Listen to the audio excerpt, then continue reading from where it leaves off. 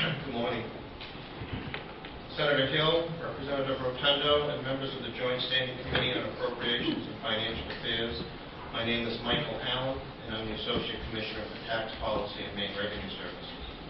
The administration has asked that I present testimony in opposition to Parts A through C of LR 2721. Part A restores the original 12-year limit on eligibility for reimbursement under the Business Equipment Tax Reimbursement Program, or better. The 12-year limit was in place through 2008.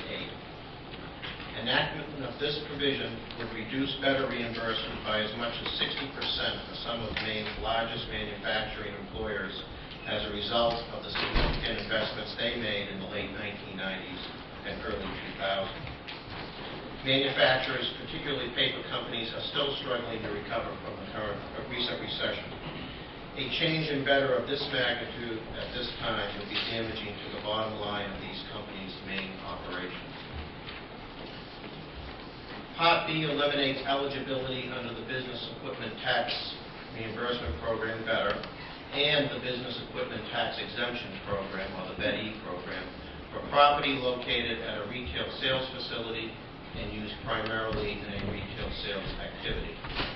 Under current law, property located at a retail sales facility not exceeding 100,000 square feet and used in a retail sales activity qualifies for the BETTER program.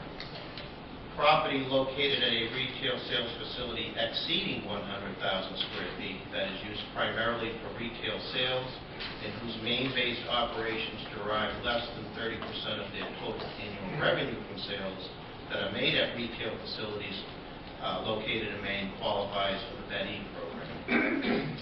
The administration included a similar proposal in its biennial budget submission last session. However, that provision was part of a broader restructuring designed to eliminate the BETTER program and transfer non-retail BETTER property into the BETE program.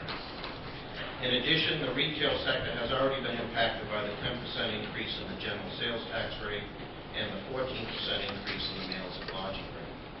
The burden of the BETTER program elimination on top of the sales tax increase to the retail sector at this time is not advisable. Part C requires taxpayers who take advantage of the federal option to use the last-in, first-out method of inventory accounting, LIFO, allowed under the United States Internal Revenue Code, Section 472, to adjust federal adjusted gross income for individuals or federal taxable income for corporations reported under the state income tax by the annual difference between LIFO and FIFO, or first-in, first-out account. As written, the requirement will only apply when a company's annual cost of goods is increased because of a positive increase to the LIFO reserve.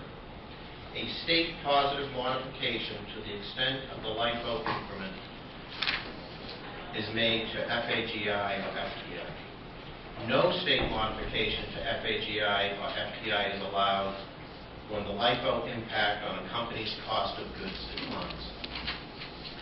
Enactment of this proposal will result in nonconformity with the federal allowance to use LIFO as an acceptable accounting method. As far as we know, Maine will be the only state requiring such an add-back and only requiring it during periods of rising inventory costs.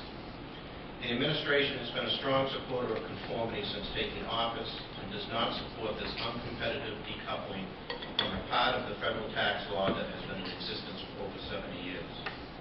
In addition to increasing the tax burden of taxpayers conducting business in Maine, the amendment would increase complexity in complying with and administering Maine's income tax. That concludes my testimony on Parts A through C of the bill. I'd be happy to answer any questions. Dr. Allen, thank you for being here, and I hope you can join us for the work session tomorrow as well. And we'd appreciate